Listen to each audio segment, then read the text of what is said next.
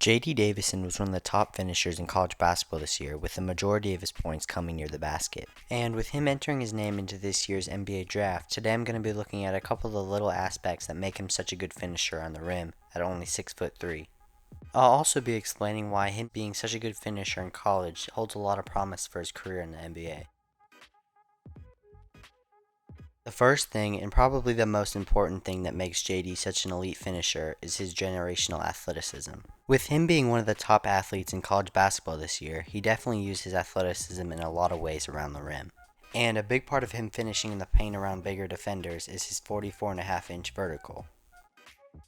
Very little 6'3" players are doing these types of dunks in game, but he makes it look easy. And as you can see in this clip, he has major hops and gets way above his defender. He also does an exceptional job of jumping with very little notice.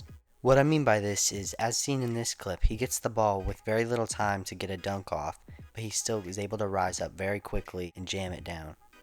This type of rising up quickly around the rim will be very helpful in the NBA, and he reminds me a lot of Derrick Rose and John Morant from his vertical and how well he's able to finish around the rim at only 6'3". And for both Morant and Rose, their athleticism is a big part of why they've had so much success in the NBA over the years. I could see that same kind of thing happening for JD, where when he gets in the NBA, he can use his athleticism to shine. The next aspect that makes him such a good finisher is his change of speed getting to the rim. And speed does kind of go along with his athleticism, but it's worth mentioning because of how well he utilizes his strength and how it helps him get open. He changes his speed in a couple of different ways to get to the rim, but one of the ways is from the full court offense, where he's pushing the ball up the court, and he's able to get to the other side in very little time. This highlight is the perfect example of him doing this. As you can see, he receives the ball right here off of the rebound and is able to get to the other side of the court in about 3 seconds. His very first step sets the tone for this drive, and he beats everyone to the rim. He also uses his change of speed in the half-court offense, like this, when he lulls his defender to sleep with his moves and then speeds past him to the rim. When I slow the clip down, you can see how quick his first step is after all his fancy moves. And this first step gives him a huge advantage on the drive, and he's able to beat him right after that. The last thing that he does really well is how strong he is at the rim.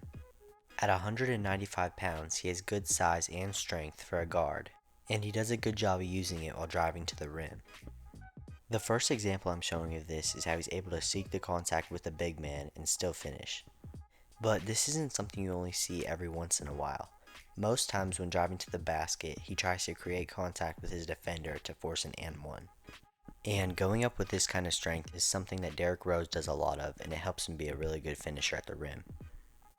Also, from watching this clip, you can really see how he creates contact by putting his shoulder into the defender's body and using his strength to go up and get a bucket.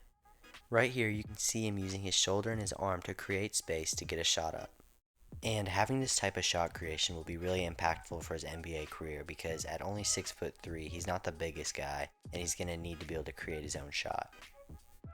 And being able to use his strength to create space against bigger defenders is the perfect way for him to be able to score. Well, I hope this video taught you guys a little bit more about what makes JD such a great finisher at the rim, and why I believe he has superstar potential in the NBA one day.